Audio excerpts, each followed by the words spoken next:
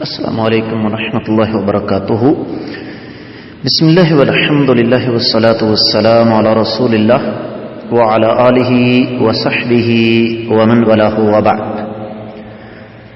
معزز سامعین، حیض، نفاس اور استحاضہ خواتین کے مسائل میں سے بنیادی مسائل ہیں، اور چونکہ یہ مسائل انتہائی زیادہ حساس ہیں، اس وجہ سے اکثر خواتین شرم و حیا کے تقاضوں کے پیش نظر پوچھتی نہیں ہیں۔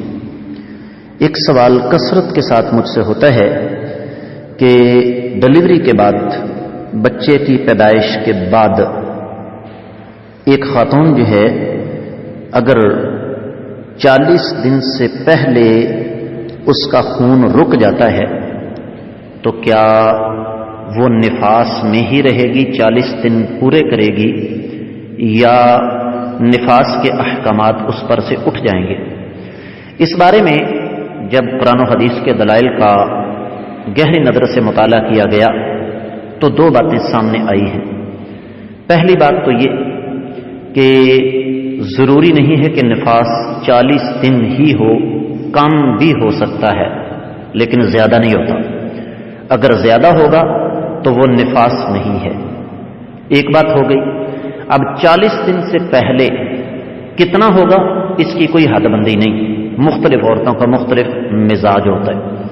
تو جو ہی کسی خاتون کا خون رکے، یقین اسے ہو جائے کہ خون رک چکا ہے، غسل کرے اور نماز، روزہ، دیگر احکامات اس پر لاگو ہوں گے۔ رہا یہ مسئلہ کہ اس دوران میاں بیوی کے جو تعلقات ہیں اس بارے میں شریعت کیا کہتی ہے؟ عام اہل علم تو نفاس کا خون رک جانے کے بعد میاں بیوی کے تعلقات کو منع نہیں کرتے، لیکن حقیقت ذرا تھوڑی سی مختلف ہے، اور وہ یہ ہے کہ چونکہ عورت کا جسم ڈلیوری کے بعد انتہائی زیادہ نازک ہوتا ہے، اس لیے احتیاط کا تقاضا یہ ہے کہ 40 دن سے قبل میاں بیوی کے تعلقات سے پرہیز کیا جائے، چاہے خون اس سے پہلے رک ہی کیوں نہ چکا ہو۔